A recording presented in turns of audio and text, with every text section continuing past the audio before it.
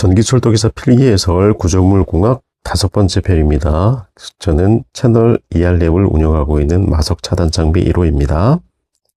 자, 첫 번째 문제는요. 이 구조물 중에서 2차원 구조물로 맞는 것은 구하는 것인데요. 자, 그럼 2차원 구조물 이외에 다른 구조물이 있다는 거잖아요. 차원이 다른 구조물. 자, 그러면 한번 찾아보도록 하겠습니다. 자, 일단 그 1차원 구조물, 2차원 구조물, 저희들이 그 3차원 구조물 이렇게 구분하는데 1차원 구조물 같은 경우는 이제 부절을 그 선으로 해석하는 구조물이 되겠고요. 그다음에 2차원 구조물 같은 경우에는 이 면으로 해석하는 구조물이에요. 3차원은 이제 입체로 해석을 하는 건데 저희들이 요 정도만 알아도 되죠. 거기까지는 그 이제 건축 구조에 관련된 거니까 요까지만. 자, 그러면 그 저희들이 직관적으로 1차원 구조물에서 알 수 있는 건 얘죠. 뭐냐면 그 요것들, 요거 두 개. 요것도가 보하우 기둥은 그 어느 누가 뭐 그 이제 거역할 수도 없는 1차원 구조물이잖아요. 2차원 구조물. 그런데 그 생뚱맞게 옆에 이제 트러스하고 라멘이 있어요. 이게 트러스와 라멘도 그 1차원 구조물이라는 거죠. 요걸 잊어버리시면 안 되는데 요거는 이제 왜 그렇게 해야 되냐면 이제 부재를 이제 이 부재는 제가 무조건 멤버라고 그 말씀드리잖아요. 멤버는 왜 그러냐면 이 멤버는 그 저희가 부정정사수 외울 때도 M으로 표시를 하잖아요. 이 부재를 멤버라고 그러거든요. 요건 이제 요것도 참고로 외워두시면 좋으세요. 멤버. 이 부재를 이제 선으로 해석을 하기 때문에 이제 부재와 부재로 접속되어 있는 것들, 그 구조물들을 이제 1차원 구조물이라고 하는데, 이건 제가 한번 그림을 그려보도록 할게요. 자, 요렇게, 자, 지표면에 이렇게 그릴 때, 이제 그 빔을 이렇게 두잖아요. 이 빔을 둘 때, 일반 강관주로, 이제 강관으로 둘 수도 있고, 할 수도 있지만은, 자, 이걸 만약에 기둥으로 두게 되면은 강관으로 두게 되면 그냥 당연히 1차원 구조물이 되겠죠. 자, 근데 이렇게 제가 경사지를 이렇게 드릴 거예요. 경사지를 이렇게 쓰고, 경사지를 이렇게 쓰고, 경사지를 이렇게 쓸 텐데, 요건 제가 뭐라 그랬죠? 요 부분? 요건 입속이라 그랬잖아요. 그렇죠? 자, 이런 것들이 만약에 그 강관지로 다이렉트로 이 지지물하고 이 지지물이 연결했으면 요거 자체가 1차원 구조물이 되는데, 요거는 트러스 빔을 했어요. 트러스 빔을 해가지고, 이게 1차원 구조물이 2차원 구조물인지 모른다는 거죠. 이 면으로 해석해야 되나, 선으로 해석해야 되나, 이런 고민이 생긴다는 거죠. 근데 이걸 부재만 보시면 돼요. 부재와 부재가 연결이 돼가지고. 그렇기 때문에 얘는 1차원 구조물인 거죠. 자, 그럼 여기 트러스와 라멘의 차이가 그때 제가 말씀을 드린 적이 있는데, 어떻게 구분이 되죠? 일단 트러스 같은 경우에는 절점이 여기가 전부 다 힌지 절점이잖아요. 회전할 수 있는 절점들. 그렇죠? 얘네들은 트러스인 거예요. 볼트가 하나가 튜브가 돼서 움직일 수 있다. 회선이 가능하다는 거죠. 그런데 라멘 같은 경우는 제가 뭐라고 말씀드렸냐면 이게 아니라 용접을 했거나 볼트를 2개 이상 튜브를 해서 움직이지 않게 강하게 고정을 했다는 거잖아요. 그래서 트러스와 라멘은 이렇게 분리가 된다 그랬잖아요. 그럼 절점은 어떻게 구분이 되냐면 절점은 이렇게 구분이 돼요. 힌지 절점, 그 다음에 리지드 강절점, 이렇게 두 개로 구분이 되는 거죠. 자, 여기까지는 아시겠죠? 자, 그러면 이거는 문제가 바로 풀리잖아요. 그러면 여기서 답이 뭐가 되냐면 당연히 트러스도 아니고 트러스도 1차원이고 자, 봉도 1차원이고 라멘도 1차원이니까 26번의 답은 당연히 1번. 자, 패널이 되겠죠. 그죠? 패널이나 그림을 그려보면요. 패널은 이런 거잖아요. 판넬은 이렇게 굉장히 얇은 거. 이런 거 판넬이라고 그러잖아요. 그래서 슬라브 판넬 같은 경우는 요거보다 좀 더 두껍게 생각하시면 돼요. 요게 자체가 이렇게 슬라브 판넬. 근데 얘를 만약에 90도로 돌려서 세워놓으면 이거 벽체가 되는 거잖아요. 근데 쉘은 얘네 색이하고 모양이 많이 다르죠. 쉘은 조개 껍데기. 제가 지난번 강의에서 그림으로 보여드렸는데 완전히 다르죠. 자, 이거는 이해하셨다고 생각하고요. 27번으로 넘어가도록 하겠습니다. 자, 27번인데요. 가공 전차설로 도면이 프리텐션 콘크리트 전주에 11-30-N5000으로 표기되어 있는데 여기서 11은 무엇을 나타내는가라는 문제인데요. 이거는 틀릴 리가 없는 아주 쉬운 문제죠. 근데 일단 이 문제를 해석을 한번 해볼게요. 일단 근데 중요한 거는 저희는 이게 프리텐션 콘크리트주라고 하는데 PC주잖아요, 이게. 프리텐션 콘크리트주. 자, 이거는 전체 쓰는 데가 거의 없습니다. 거의. 그럼 뭘 쓰냐게 되면 이 지지물로는 이제 강관주 좀 굉장히 많이 쓰이죠. 그 다음에 H형광주, 그 다음에 조립철주. 이게 이 세 개가 주죠. 이 세 개가. 근데 지금 이제 PC주에 접근할 수 있는 게 뭐냐면, 근접할 수 있는 게 뭐냐면, 여기서 얘죠. 얘와 이제 비슷하다고 생각하시면 되잖아요. 그죠? 자, 얘는 지금 쓰지는 않아요. 요거하고 같이 되는데, 지금 대부분 쓰이는 게 요 강관주예요. 강관주가 제일 많이 쓰이죠. 강관주가 그래서 PC주에서 쓰이지 않지만은, 이제 비교해서 제가 말씀을 드릴 건데요. 자, 여기서 보게 되면 11인치가 인치가 아니고 11 같은 경우에 요 길이에 해당돼요. 길이에 해당됩니다. 11m짜리라는 얘기죠. 요거 같은 경우에는 요거는 11m. 길이가 11m라는 거예요. 11m. 여기 있죠? 여기 길이 11m짜리. 그 다음에 30은 뭐냐면요. 요 30은 뭐냐면, 요게 30으로 되어 있어가지고 헷갈리시잖아요. 요거는 30cm인데 요걸 왜 30 이렇게 표시를 하는지 모르겠어요. 300mm. 300mm. 요 직경이에요. 여기 직경. 여기 직경. 여기죠? 요 직경. 300mm.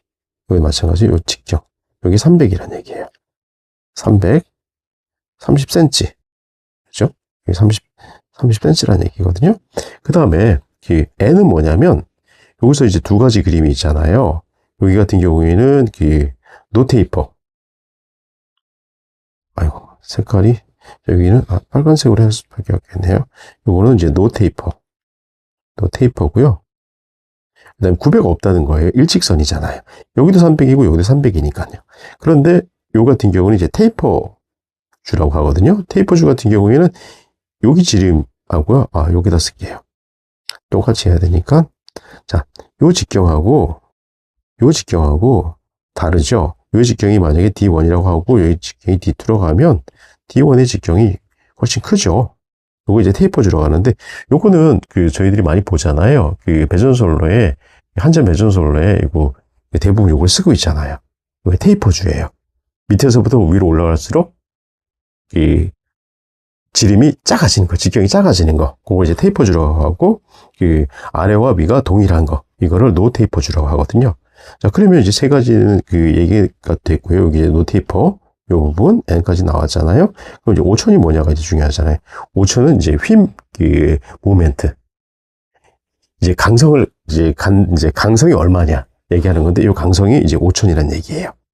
그러면 여기서는 이제 되게 쉽잖아요. 27번의 답은 뭐가 되냐면, 4번. 전주의 길이가 되겠죠. 그리고 요 300 같은 경우에는, 요 300 있잖아요. 300 같은 경우에는 지금 실제적으로 어디서 우리 지금, 아까 제가 말씀드리기를 강관주로 많이 쓰인다 그랬잖아요. 강관주인데, 강관주에서 12인치짜리 강관주예요. 이 12인치짜리 강관주 같은 경우에는, 12인치인가요? 잠깐만요. 좀 헷갈리는데. 자꾸만 저도 이제 요런 거 나오면 자꾸만 이제 나이가 있다 보니까 좀 버벅대는데요. 요 12인치 같은 경우에는 약 한 300mm 정도 되잖아요. 요거에 이제 가까운 거예요. 이 강관주 12인치짜리 같은 경우 어디에 쓰이냐면 일반 저희들이 이제 단주를 쓰는 데가 있어요. 그 단주를 쓰는 데는 어디냐면 이제 가동 브라켓 하나만 쓰는데, 거기 같은 경우에는 기본적으로 10인치짜리를 쓰거든요. 직경으로 이게만 250mm짜리, 한 254mm짜리 쓰게 되고요. 요 12인치짜리 같은 경우에는 주로 제일 많이 쓰이는데, 장력장치가 물리는, 장력장치가 설치되는 전주, 아니면 이제 트러스빔이 설치되는 지지물로 요 12인치짜리 강관주가 많이 쓰여요.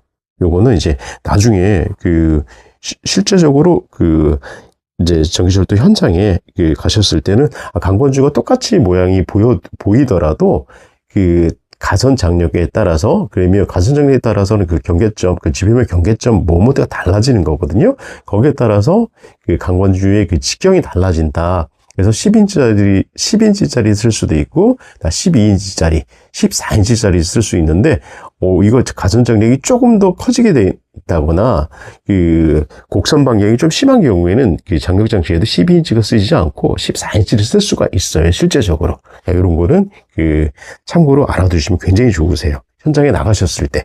지금 답 같은, 이 문제를 풀 때는 그냥 단순히 그냥 30cm가 나오면, 300mm, 이게 전주의 말구지름, 아랫지름, 윗지름 똑같구나라고 생각을 하시면 되는 거고요. 요런 것도 있구나. 요거 근데 되게 중요해요. 지금 저희 후배들도 요 내용을 잘 모르는 친구들이 많은데, 제가 경우가 될 때마다 충분히 얘기를 드리고 있는데, 요거 좀 굉장히 중요한 거니까, 전주가 모습은 똑같아서 다 달라요. 자, 28번 넘어가도록 하겠습니다. 자, 28번 가공전차 선로에서 표준 공간이 S고 선로의 곡선 반경이 R이라 할 때 전차선의 편의를 구하는 식은 무엇이냐고 묻는데, 지난번에 이런 게 나왔었잖아요. 여기서 어떤 게 나왔었냐면 똑같은 문제인데, 이 부분이 그때 UN2, 이 부분이 UN1. 자, 이 부분을 이제 UN0라고 하고 구하는 문제가 어떻게 구했었냐면 이렇게 구했었잖아요. UN0 하면, 자, 이 두 개의 값을 이제 평균 값을 했잖아요. 이렇게. 근데 이건 언제 할 수 있냐면, 이걸 알고 있을 때라고 그때 말씀을 드렸잖아요. 그렇죠? 알고 있을 때. 근데 지금은 이거를 알고 있는 그런 상황은 아니고요. 자, 이걸 알고 그런 상황은 아니고, 자, 이때는 무조건 이제 요 문제는 뭐냐면, 두 가지 방식으로 제가 그때도 구할 수 있다고 그랬었잖아요. 여기가 지지점 편이라고 그래서 제가 DS라고 말씀드렸고, 여기가 이제 여기도 마찬가지 DS.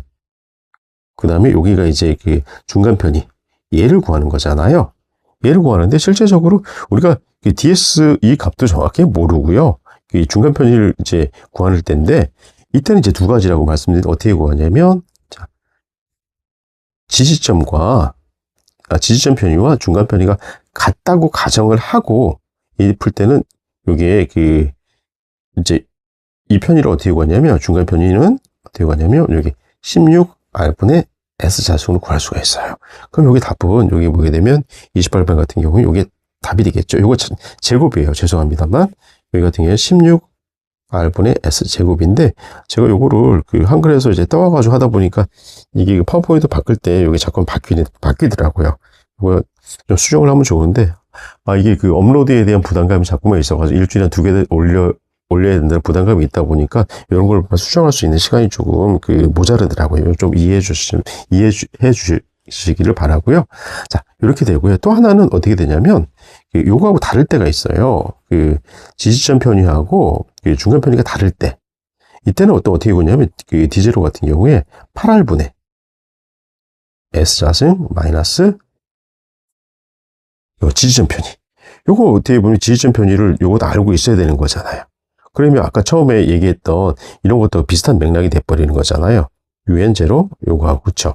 이게 UN1 플러스 UN2 요거하고 같은 맥락이 돼버리는 건데, 자, 근데 요거하고는 이제 조금 다르게 취급을 하셔야 되기 때문에 요거 하나 따로 구분하셔야 되고, 28번에 해당되는 문제는 요거예요. D0는 16R분의 S제곱. 자, 이거는 분명히 말씀드리지만은, 자, 이런 경우는 실제 존재하지는 않아요. 거의. 이거는 값을 할 수는 있어요. 이 값과 이 값. 그래서 나누기 해서 이 값을 할 수 있는데, 이 값도 올바른 값은 나오지는 않고요. 실제적으로 현장에서 쓰이는 값은 이 지점의 편의하고 여기 중간 편의가 달라지는 값이기 때문에 얘에서는 요 값이 조금 더 맞아요. 근데 전기철도기사 필기에서 원하는 답은 이 친구이기 때문에, 요거는 언제 값이냐고 언제 값이냐, 이렇게 하냐면, 지지점 편의하고 중간 편의하고 같을 때다, 이렇게 생각하시면 되세요. 자, 그래서 28번의 답은 16R분의 S 제곱이다. 요거 알고 계시면 되세요. 자, 29번으로 넘어가도록 하겠습니다. 자, 29번. 전기철도 구조물의 강도를 계산하기 위한 설계 조건에 해당되지 않는 것을 구하시는 건데요. 이거는 따로 설명드릴 게 없어서 그냥 바로 답으로 넘어가도록 하겠습니다. 25번 같은 경우에는 그 답이 바로 그 4번이에요. 요거는 고려를 하지 않아요. 왜냐하면 구조물의 강도잖아요. 구조물의 강도를 계산하는데 전압강하고 전선의 온도 상승을 고려할 필요가 없죠. 자, 제일 중요한 거는 구조물의 강도를 계산할 때는 아까 그 선로 조건, 곡선 반지름이라 그랬잖아요. 곡선 반경이 클 때는 12인치짜리를 쓰려고 하다가도 전주를 14인치짜리를 쓰는 경우도 있거든요. 자, 그쵸? 가장 중요한 건 뭐예요? 선로 곡선 반지름. 자, 그 다음에 지지주가 설치되어 있는 위치 기상 조건. 풍압이 많이 작용하느냐, 작용하지 않느냐에 따라서 편의도 결정이 되거든요. 제가 그때 편의 말씀드렸었잖아요. 편의 5가지가 있는데 그 안에 풍압이 하나 더 있죠. 곡선로도 있고. 되게 중요한 내용이죠. 곡선로도 있고, 자, 풍압. 이 조건이 있어요. 강도를 계산하기 위해. 그 다음에 또 해당 선로의 급전 방식과 가선 방식. 이것도 여기에 들어가요. 해당 선로의 급전 방식, 가선 방식. 지지물이 달라지거든요. 급전 방식, 가선 방식에 따라서. 29번의 답은 4번이 되겠습니다. 자, 30번 문제는 크기가 같고 방향이 반대인 나란한 두 힘을 묻고 있어요. 자, 이 그림에서 잠깐 보도록 할게요. 자, 이 두 개의 힘을 이제 크기는 같고 방향이 반대죠. 자, 아래 위로 이렇게 방향이 반대잖아요. 나란한 두 힘이에요. 이때는 뭐라고 그러냐면 이 우력이라고 그러죠. 우리가 우력. 그 다음에 비틀면이나 작용력 같은 경우에는 충분히 이해할 수 있으신 거고요. 반력만 제가 다시 한번 말씀을 드릴게요. 반력은 이렇게 고정단에 외팔보가 이렇게 있다고 했을 때, 이렇게 수직력이 작용했을 때, 반력이 제가 3개 생긴다고 했잖아요. 고정단에는. 이렇게 수직 반력 하나, 수평 반력 하나, 모멘트 반력 하나. 그래서 3개가 생긴다고 말씀드렸었잖아요. 그때 생기는 게 반력이기 때문에, 선지에서 2번, 3번, 4번은 제외할 수 있겠구나, 이렇게 생각하실 수 있잖아요. 자, 30번의 답은 이제 우력이 됩니다. 자, 그리고 제가 밑에 요거 하나 그려왔는데요. 요거 같은 경우에는 우력에 의한 모멘트를 그려진 그림인데요. 요건 마찬가지예요. 똑같은 그림이에요. 자, 예전에 같은 경우에 지금 임팩트 렌즈를 써서 그러는데, 예전에 임팩트 렌즈를 쓰지 않고 이렇게 지금은 여기가 이제 용접이 된 것처럼 보이는데요. 용접이 돼 있는 것 같아요. 자, 렌즈를 이제 내구령 다 쓰기 위해서 예전에 여기 왔다 갔다 할 수 있는 게 있었어요. 그래서 이 길이를 똑같게 하지 않고 길이가 조정할 수가 있었다는 거예요. 그때도 근데 합은 모멘트 합은 똑같았어요. 우력 모멘트 합은. 여기서 제가 그림을 하나 그려보고 이런 거예요. 만약에 지금 이거는 정중앙에 있잖아요. 이 부분 이렇게 같다고 볼 수가 있는데 이거를 이렇게 하지 않고 이렇게 점을 옮겼을 때 이 부분 요 부분 차이가 분명히 나잖아요. 이때도 불구하고 이때도 값은 똑같다는 거. 우력 모멘트 합은 이렇게. 자, 제가 지난번에 말씀드리기를 이런 게 있었잖아요. 모멘트의 합. 모멘트를 구할 때는 이제 위치 벡터 먼저 하나 해주고 여기 이제 F1이겠죠? 그 다음에 이렇게 해준다고 말씀드렸었잖아요. 지금 우력 모멘트 할 경우에는 여기 써 있는 것처럼 크기가 같고 일직선상에 있지 않은 방향이 다른 두 힘, 벡터에 의해 생기는 이제 모멘트 합이거든요. 이거 이제 무슨 얘기냐면 자, R2에 곱하기 F2를 할 때 R1의 값, 이 R1의 값은 이 R1, R2의 값은 전체적인 길이만 맞으면 되는 거지 꼭 중심에 있지도 않아도 된다는 얘기예요. 자, 요거는 참고로 해주시면 됐어요. 모멘트의 합. 우력에 의한 모멘트 합인 거죠. 여기까지는 똑같잖아요. 크기가 같고, 자, 방향이 다른 두 힘, 나란한 힘을 얘기하는 거거든요. 자, 이건 우력이고, 우력에 의한 생긴 모멘트의 합은 항상 일정하다. 항상 일정하다. 이거 아시면 되세요. 자, 31번으로 넘어가도록 하겠습니다. 자, 31번은 각 부재가 마찰이 없는 힌지로 연결돼요. 자, 굉장히 중요한 단어 나왔죠. 힌지로 연결돼요. 축 방향력만 받는 부재. 자, 여기서 제일 중요한 건 일단 힌지예요. 힌지. 자, 힌지가 가장 중요하고요. 그 다음에 축 방향력만 받는다는 거죠. 자, 이거는 무조건 트러스예요. 트러스. 제가 이제 그래서 그림을 가져온 거죠. 자, 트러스 같은 경우에는 제가 트러스하고 라멘을 분리할 자, 트러스와 라멘 이거를 구분할 때는 절점의 차이라고 그랬어요. 이걸 두 개를 구분할 때는 절점의 차이. 그래서 회전절점이냐, 강절점이냐 말씀드렸었잖아요. 지금 이거 같은 경우에 이 그림만 봐가지고는 당연히 트러스죠. 왜냐하면 이렇게 동그랗게 돼 있잖아요. 이렇게. 그죠? 전체가 전부 다 이렇게 다 동그랗게 이렇게 돼 있잖아요. 이런 부분들은 전부 다 회전절점이라고 하죠. 회전절점이라고 해가지고 이건 트러스로 보시는 거죠. 자, 이런 것들은 실제적으로 그 축방형력만 받아요. 축방형력이 뭐죠? 축방형력은 이런 만약에 그 부재가 있다고 하게 되면은, 이런 부재가 있다고 했을 때 우리가 이렇게 잡아당길 수도 있잖아요. 인장을 쓸 수도 있고, 그 다음에 또 이렇게 압축을 할 수도 있잖아요. 나중에 요거는 이제 압축력은 요 PC로 써요. 컴프레시브. 제가 지난번에 한번 말씀드렸었는데, 요거는 PT, 텐자일을 쓰고요.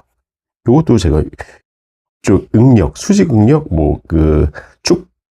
응력이나 압축 응력 이렇게 쓸 때 요거를 쓰게 되기 때문에 제가 이 첨자를 굳이 이렇게 영어로 말씀을 드리는 거예요. 요거 알고 계시면 되세요. 요게 축방형력이에요. 압축력이나 인장력. 자, 이건 충분히 이해하실 거라고 생각하고요. 이거 제가 다시 한번 하나 추가로 말씀드릴게요. 자, 이 그림은 제가 실제적으로 이제 건축 구조에 있는 그 그림을 가지고 온 건데, 우리는 이렇게 부르지는 않아요. 여기 위에 보게 되면 이제 상현재라고 되어 있었잖아요. 그 다음에 여기 하현재. 우리는 요거를 이제 상부 주제, 자, 하부 주제. 이렇게 되어 있고요. 그 다음에 요거 이제 경사재는 똑같아요. 경사재, 이렇게 경사재. 그 다음에 요게 이제 필기시험에 나오던데, 그 다음 강의를 전 강의에서인가? 제가 여기서 설명 한번 다시 드렸긴 했었는데, 추가로 다시 한번 이제 말씀드린 건데, 요거, 수직재. 요거를 우리는 입속이라고 그래요. 입속. 요 부분을 우리는 입속이라고 그래요. 수직재하고 똑같은 말이에요. 전기철도에서는 입속, 건축구조에서는 수직재라고. 자, 32번으로 넘어가도록 하겠습니다. 자, 32번. 단면의 폭이 10cm, 높이가 20cm인 직사각형의 단면과 지름이 긴 원형 단면이 있을 때, 이 원형 단면의 직경을 구하는 문제인데요. 이때는 조건이 단면 개수가 같다고 할 때예요. 그러면 이 문제 같은 경우에는 단면 개수를 알지 못하면 풀지 못하는 거잖아요. 자, 우리가 단면 개수는 어떻게 식을 쓰죠? 단면 개수 Z는 우리가 단면 2차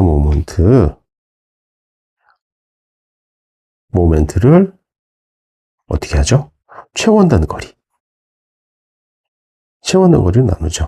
예를 들게 되면 이게 만약에 IX라고 하게 되면 Y축에 대한 거니까 여기 Ymax죠. 이게 무슨 얘기냐면 이런 거잖아요. 이런 기다란 부재가 있을 때 우리가 이렇게 해서 중립축, X축에서 구한다고 했을 때 우리가 어떻게 그랬었죠? 이쪽에 아주 미소거리를 취해서 이걸 dy로 했었을 때 이 부분은 폭이잖아요. 면적 자체 그러면 어떻게 되죠? 면적은 BDY.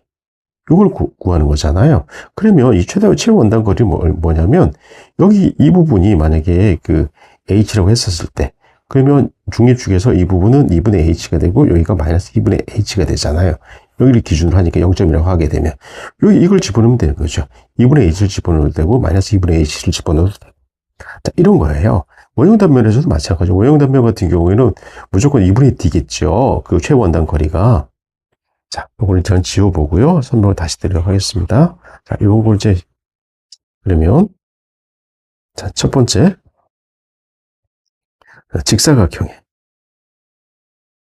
직사각형의 단면 개수로 가게 되면 어떻게 되죠? 최원단 거리, Ymax. 자, 그러면, IX. 그러면 직사각형의 단면 2차 모멘트 같은 경우에 단면 2차 모멘트잖아요. IX가, 그죠? 단면 2차 모멘트 제가 그때 얼마나 말씀드렸었냐면 풀이를 하면서 눈에 익숙해지라고 이제 풀이를 해드렸었잖아요. 이건 얼마냐면 12분의 BH 세제곱이잖아요. 그 다음에 얘는 얼마 되냐면 이제 아까 여기 얼마였었냐면 2분의 H라고 그랬잖아요. 이걸 막 이제 그러니까 역수를 집어넣어야 되겠죠? H분의 2가 되잖아요. 이렇게 되면 6분의 BH 제곱이 되죠. 자, 그럼 원형을 한번 보도록 할게요. 원형의 단면 개수, 이 같은 경우도 마찬가지로 IX, Ymax라고 하게 되면, 원형 원형의 단면 2차 모멘트 같은 경우에는 요거 이제 외워두셔야 되잖아요. 이거 64분의 파이 d 4제곱. 근데 ymax 같은 경우에 무조건 얼마냐면 2분의 d였잖아요. 이렇게 하게 되면 32분의 파이 d 세제곱이 되죠. 그럼 이 두 개만 가지고 우리가 문제를 풀 수 있잖아요. 이 두 개. 요거 하나, 요거 하나. 자, 그러면 제가 요까지만 지워보도록 할게요. 자, 일단 이 친구는 직사각형이죠. 직사각형. 그 다음에 이 친구는 원형이잖아요. 자, 근데 직사각형에 대한 거 다 나와 있어요. 얼마가 나와 있냐면, 이렇게 나와 있죠. 여기 이제 6분의, 높이가 10이라 그랬잖아요. 높이가 10이고, 높이가 20이었으니까 요거, 이렇게 계산해 보면, 약 얼마 나오냐면, 6.67 정도가 나올 거예요. 요거 같은 경우에는 바로 그냥, 이제 식을 갖다 붙이면 되잖아요. 32분의 파이 d 세제곱. 자, 요걸 다시 한번 가져와 볼게요. 자, 그러면 66667 곱하기 32죠? 그 다음에 나누기 파이가 될 거고요. 이게 d3승이잖아요. 요거를 차례로 하나씩 계산을 한번 해보도록 하겠습니다. 자, 제가 계산을 해봤더니요. 요 값이 얼마나 나오냐면 6, 7, 9, 4 정도가 나와요. 요 값이. 그러면 이거를 세제곱근을 씌워야 되잖아요. 세제곱근을. 그럼 d는 이렇게 되잖아요. 세제곱을 씌우게 되면 6, 7, 9, 4. 요거를 하게 되면 얼마가 나오냐면 약 18.94cm가 나와요. 그러면 이 문제의 답은 3번이 되는 거죠. 굉장히 좀 어렵죠. 과정을 제가 쉽게 설명하려고 노력을 했는데 혹시 이해가 어렵다면 댓글에 남겨주시면 제가 보충 강의를 해드리도록 하겠습니다. 자, 오늘은 32번까지 하고 제 6강에서 다시 만나 뵙도록 하겠습니다. 감사합니다.